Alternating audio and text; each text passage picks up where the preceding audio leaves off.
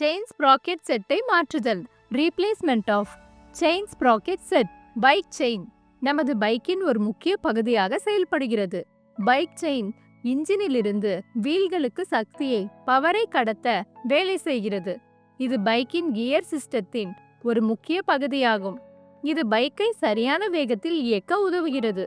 அவ்வப்போது செயினை கவனித்துக் கொள்வது பைக்கின் செயல்திறனை மேம்படுத்துவதோடு மட்டுமல்லாமல் அதன் ஆயுளை நீட்டிக்கும். வாங்க, பைக் செயினை நல்ல நிலையில் வைத்திருப்பது எப்படி, எப்போது அது மாற்றப்பட வேண்டும் என்பதை கற்றுக்கொள்வோம். இதற்கு தேவையான கருவிகள் மற்றும் உபகரணங்கள். Tools and equipment: screw driver, T spanner, combination plier, ring spanner. இந்த பைக்கின் செயின் ஸ்ப்ராக்கெட் சேதமடைந்துள்ளது. அதை மாற்ற நாம் முதலில் பைக்கை மெயின் ஸ்டாண்டில் நிறுத்த வேண்டும். ரியர் ஆக்சில் நட்டை ஒரு ஸ்பேனரால் திறக்கவும். பிரேக் ராடையும் அகற்றவும். ஆக்சில் ராட் வெளியே வந்ததும் டயரை மெதுவாக வெளியே இழுக்கவும். பின்னர் டி ஸ்பேனரை பயன்படுத்தி செயின் கவர் மற்றும் ஹாப் செயின் ஸ்ப்ராக்கெட் கவரை திறக்கவும். இப்போது செயினை சுழற்றி அதை சரிபார்க்கவும். செயின் லாக்கை காம்பினேஷன் பிளையர் உதவியுடன் திறந்து அகற்றவும். செயினை வெளியே இழுத்து செயின் லிங்கை அகற்றவும். இது செயினை தனியாக பிரிக்கும். பின்புறத்திலிருந்து செயினை மெதுவாக வெளியே இழுக்கவும். பைக்கை கியரில் வைக்கவும். பின்னர் டி ஸ்பேனரை பயன்படுத்தி சிறிய ஸ்ப்ராக்கெட் போல்ட்டுகளை அவிழ்த்து ஸ்ப்ராக்கெட் லாக்கை அகற்றவும்.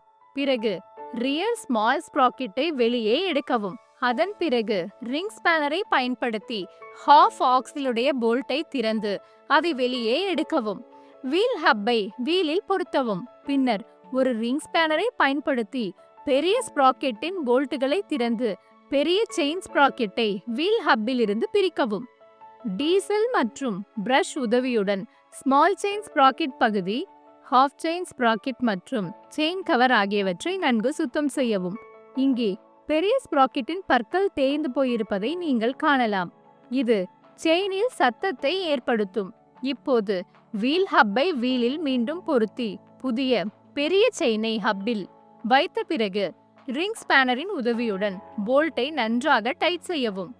ஹாஃப் ஆக்சிலில் கிரீஸ் தடவவும். இது உராய்வை குறைக்கவும், பாகங்கள் எளிதாக ஒன்றோடொன்று பொருந்தவும் ஃபிட்டாகவும் உதவும். இதற்கு பிறகு வீல் ஹப்பில் டைட் செய்யப்பட்ட ஸ்ப்ராக்கெட்டை ஸ்விங் ஆர்மில் நிறுவவும். பின்னர் அதை நன்றாக சுற்றி சரிபார்க்கவும். கியர் பாக்ஸின் அவுட்புட் ஷாஃப்டின் மீது கிரீஸ் தடவவும். பின்னர் புதிய ஸ்மால் ஸ்ப்ராக்கெட்டை வைத்து அதன் மீது ஒரு ஸ்ப்ராக்கெட் லாக்கை வைத்து பின்னர் அதை டி ஸ்பேனரின் உதவியுடன் டைட்டாக முடுக்கவும். இப்போது அதை நன்றாக சுழற்றி சரிபார்க்கவும். புதிய செயினை பெரிய ஸ்ப்ராக்கெட் பகுதியில் சொருகி அங்கிருந்து சிறிய ஸ்ப்ராக்கெட் பகுதிக்கு கொண்டு சொருகி வெளியே எடுக்கவும். பின்னர் செயினின் இரு முனைகளையும் இணைத்து செயின் லாக்கை ஃப்ளையர் உதவியுடன் நன்றாக லாக் செய்யவும். புதிய அல்லது பழுது பார்க்கப்பட்ட ஸ்ப்ராக்கெட்டை வீல் ஹப்பில் வைத்து அனைத்து போல்ட்டுகளையும் நிறுவவும். எல்லா போல்ட்டுகளையும் சரியான டார்க்கிற்கு இறுக்கவும்.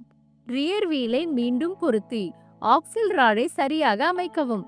இறுதியாக செயினை சரியான டென்ஷனிற்கு ஏற்ப சரி செய்யவும். இதை பற்றி மேலும் அறிய இருசக்கர வாகன பொது சோதனை பகுதி 2 என்ற இந்த வீடியோவை பார்க்கவும். எப்போதும் லாக்கை பின்புறத்திலிருந்து முன்புறமாக நிறுவ வேண்டும் என்பதை நினைவில் கொள்ளுங்கள்.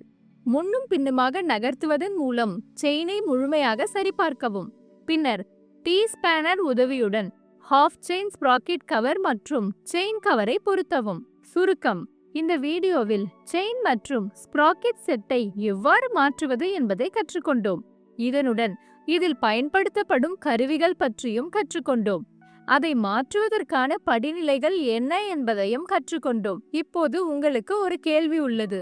இருசக்கர வாகனங்களில் உள்ள பல்வேறு வகையான டிரைவ் செயின்கள் என்னென்ன?